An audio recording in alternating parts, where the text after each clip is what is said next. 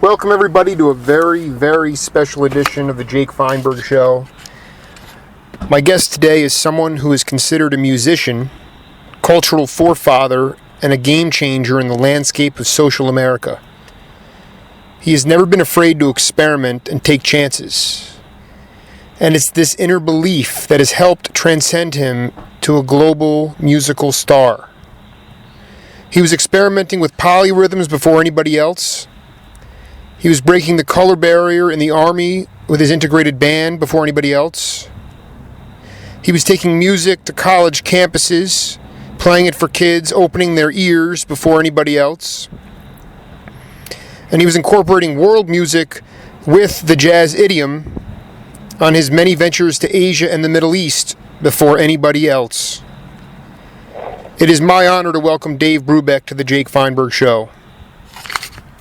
Well, that's very kind, all those things that you said.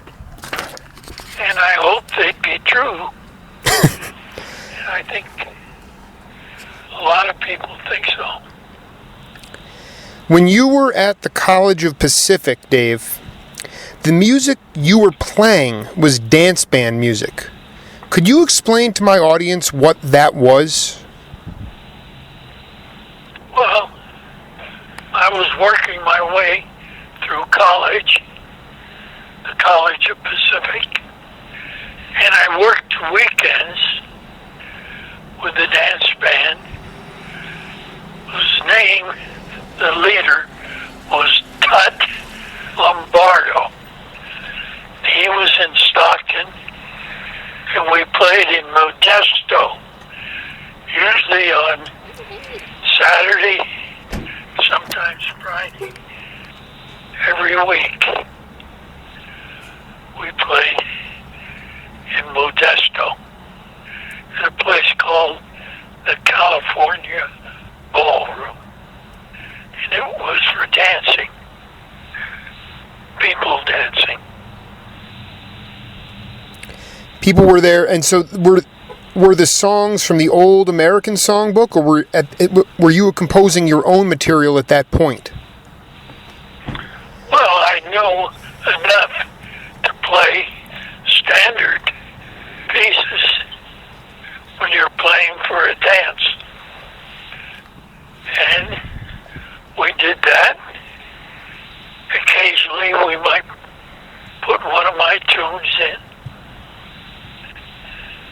But it was a dance orchestra. Exactly. We played at Lake Tahoe in the summer. And that went on for 5 or 6 years, playing with that band. Dave, I wanted to go back for a minute. I was struck by something that I read where, even though you grew up in a very serious musical family, your father took the family to a cattle ranch, and you became a cattle rancher for all intents and purposes. You don't say took us to a cattle ranch. He became the manager of a 45,000-acre cattle ranch in Northern California, between Sacramento and Stockton and the Sierra foothills. And that land was owned by the owner, H.C. Howard, that owned Seabiscuit.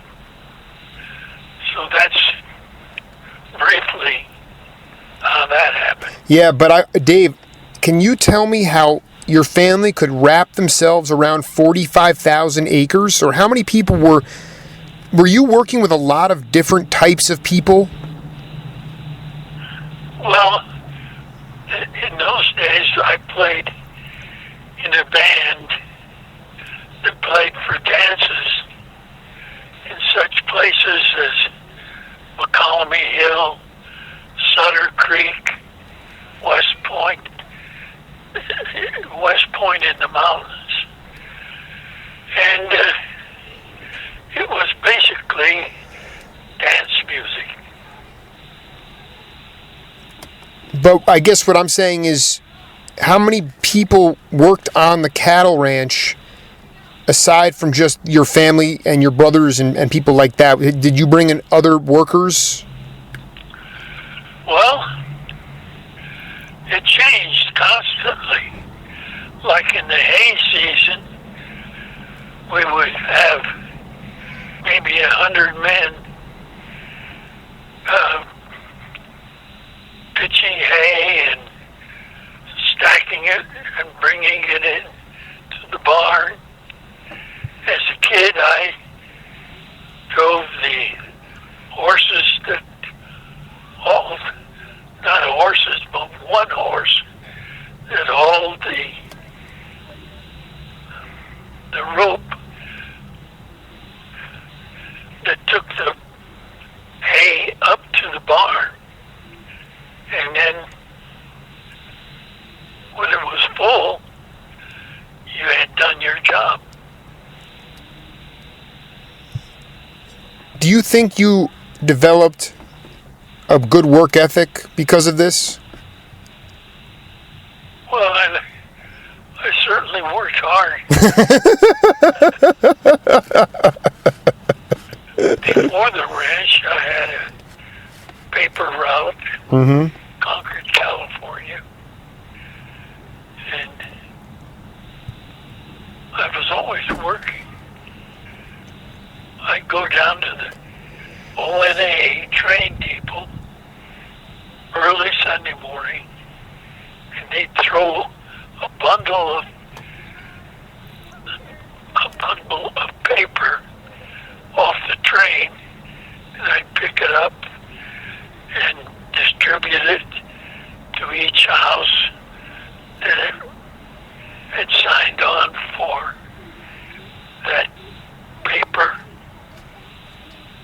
So that was early morning. I'd get up at 3 in the morning to go get that bundle of paper. When you went out to, and you were in the General Patton's band, you were part of a racially integrated band.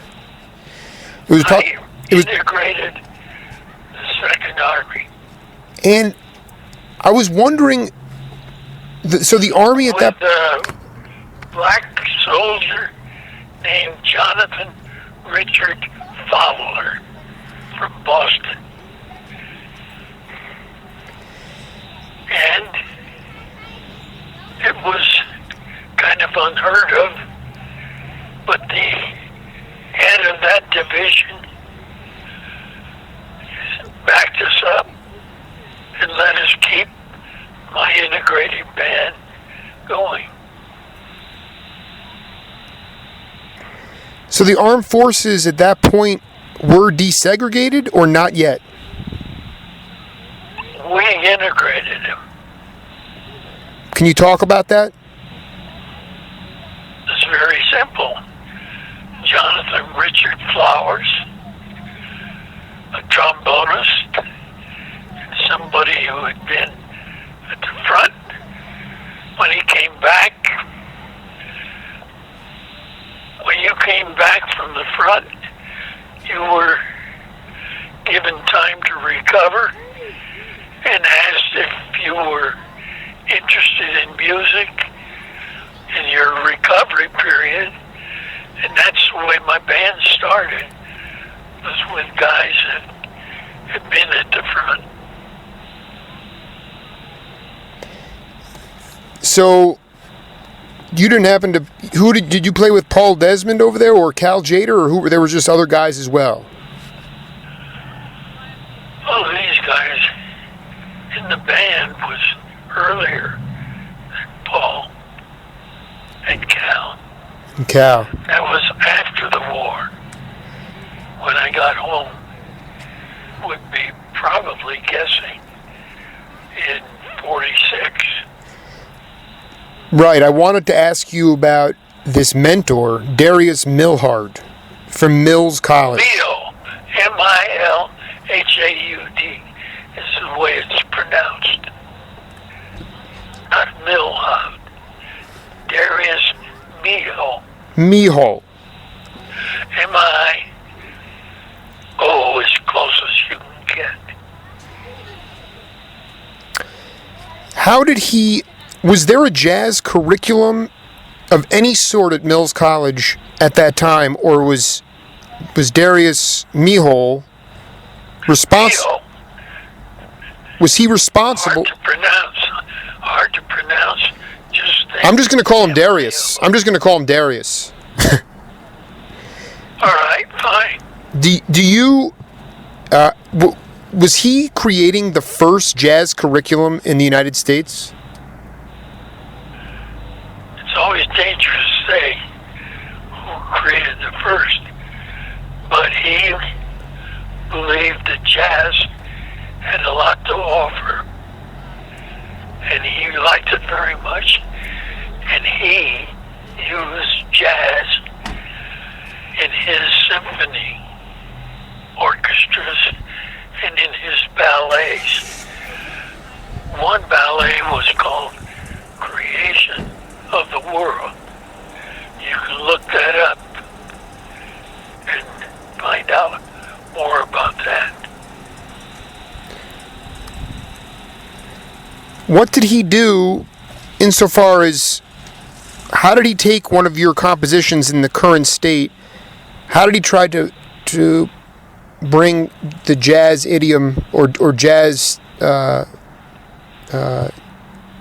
rhythms into your music? Well, what did he do technically? What did he do? He listened, and he taught, and he encouraged. He was very much in favor of the jazz idiom and thought it was important.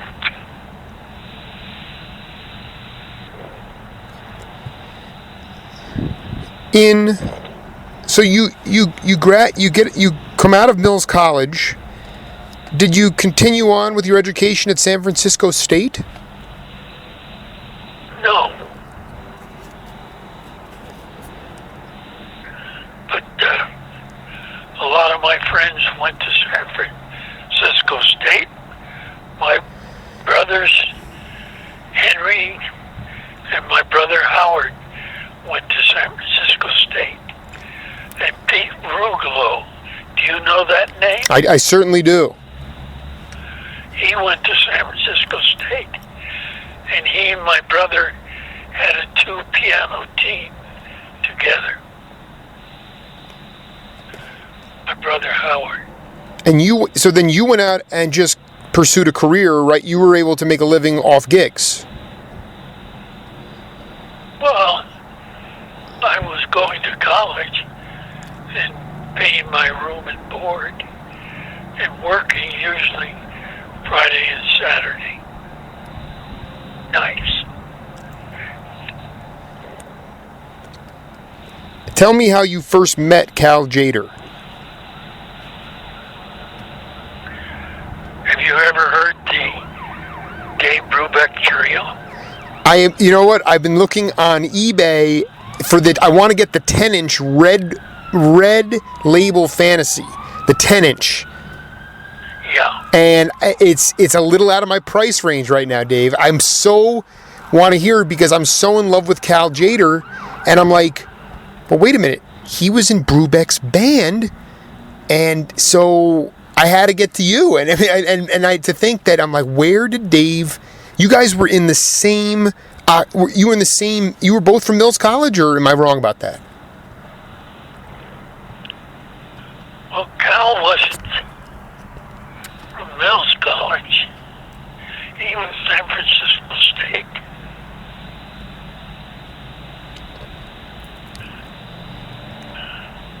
So what was the first time that you can recall actually running into him and deciding that you guys wanted to collaborate together?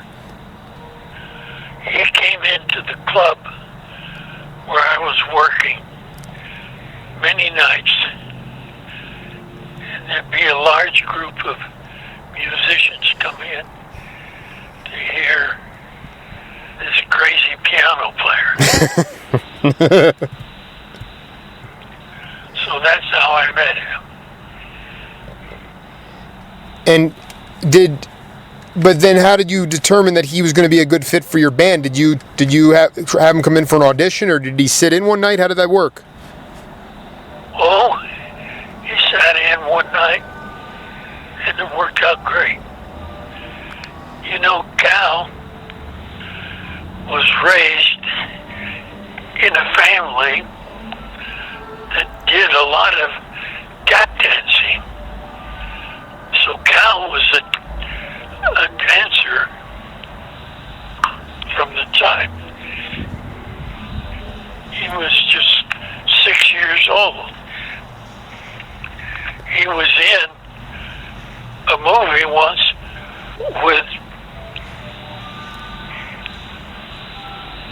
Bojangles Robinson. Do you know that name? Is that a famous actor from years past? I lost you. What'd you say? Was he a musician, or was he an actor? Well, he was both. And Cal was in a movie with him. Yeah. And was he tap dancing in that film? I think he was tap dancing with Bojangles Robinson. The trio music from that Dave Brubeck trio fantasy label, the red label, Dave, that indelible red label, I've never heard any of the music off any of that stuff. And it was just in a trio format. But at that point, Ron Crody on bass, Cal Jader on drums, Dave Brubeck on piano. Dave Brubeck on piano.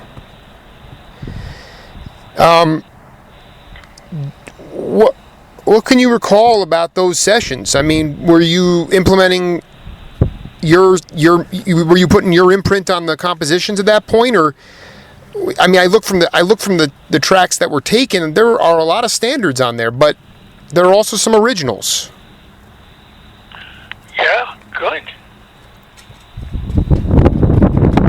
Did Cal have a style where he became so infatuated with Latin rhythms?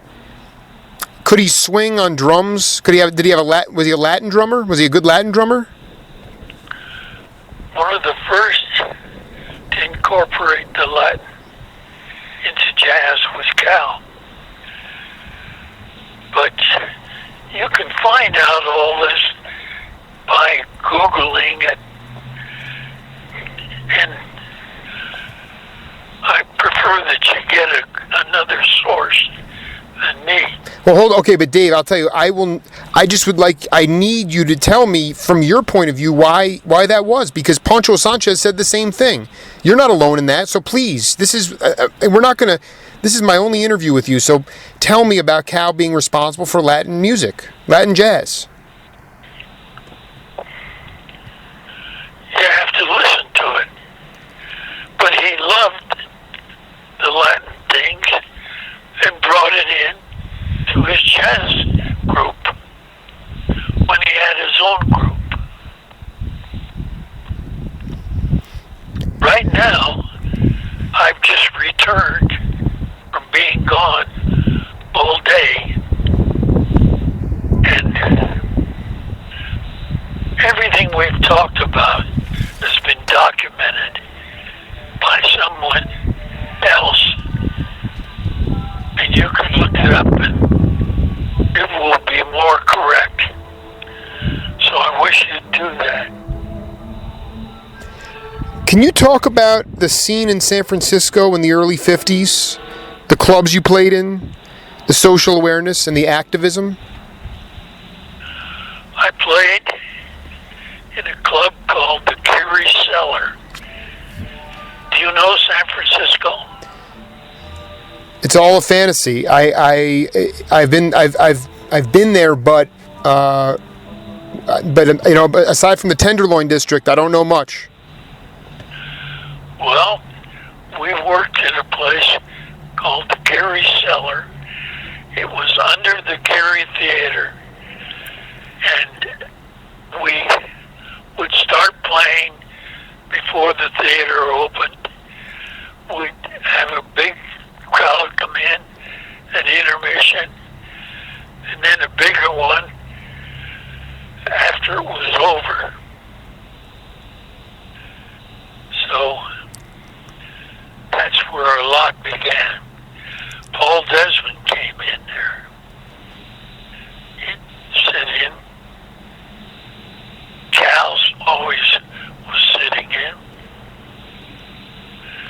And Cal was so great at playing jazz set and immediately switching to vibes without missing a beat.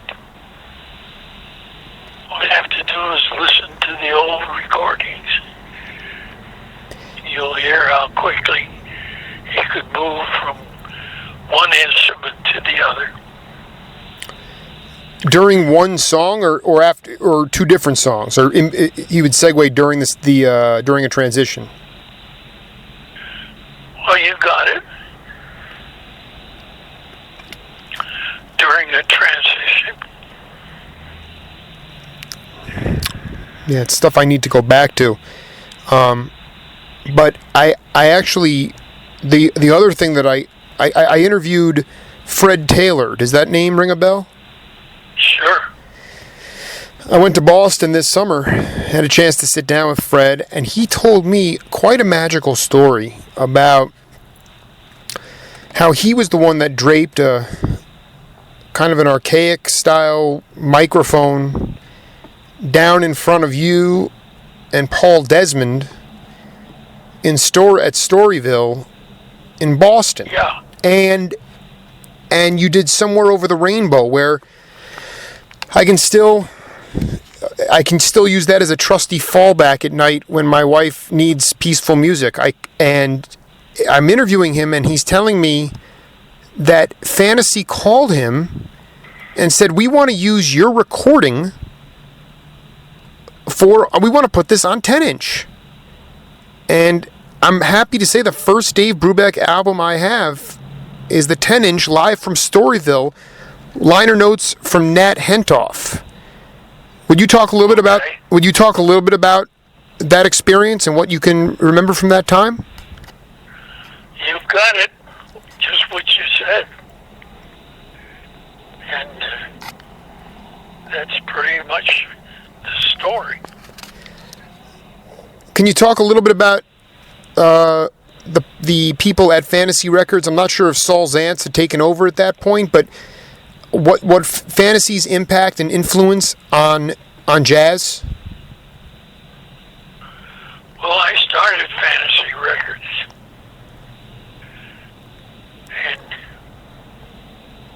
what else can I say? We got out some early wonderful things with Paul Desmond and Cal Shader, Ron Crody. Now you can find all this, and it won't be me trying to remember. So do me the favor of looking it up and getting it from another source that will be more correct than me. Why? With that, I'll say goodbye. I'd like to have a bit of a rest. I've been going all day, and it's time for a break. So, Dave, just one more question, then, and I'll let you go. One more question.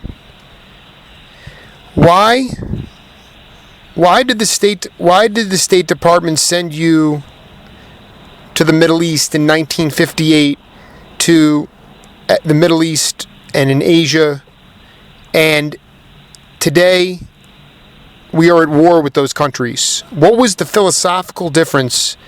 At the time, we were trying to share the one American true American music form, art form, which is jazz. We were trying to show the world that art form. And now there is war. How has it changed? Well, good things still go on. We first played in Poland, 12 concerts, and then slipped down into Germany and some of the Balkan countries and introduced jazz to the Balkan countries.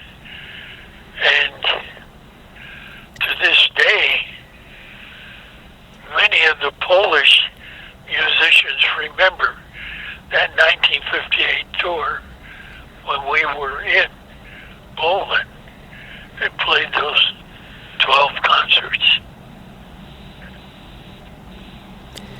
Dave Brubeck, thank you so much for taking the time today, and all the best to you and your family, and thank you for all your contributions to music over the years. Well, thank you for the nice words, and I still continue with that relationship between Polish musicians and some of the musicians I met on that tour. So it still goes on. It isn't like something that never happened. It has a life now with the Polish musicians playing terrifically. So I'm glad I took the time to play in Poland, and I played in East Germany when we didn't recognize East Germany as a country, and that worked out well. And I've kept in touch with the musicians that came on tour and followed us around in Germany and France and the Balkans. So it was a great experience. What about how did you, so many of your albums, I just picked up your album, you got your band doing Japanese music, Impressions of Japan. But I also wonder, when you were in India, Pakistan, Afghanistan, did you go into coffee houses or to places to see the music, so you were able to listen to it? And did you record it so that you were able to go back and then listen to it again and incorporate it into your jazz music? Well, I try to remember what I heard from these various countries and various musicians and bring it into what we started doing. So it's been a long line of trading back and forth with musicians from wherever we played. We keep in touch together. So thank you for calling. And I'm going to get a big drink of water. Yeah, and I'll be able to talk better. All right. Hey, thank you. Hey, listen, Dave, thank you for taking the time, my man, and have a great night. Thank you. Good night. Bye-bye.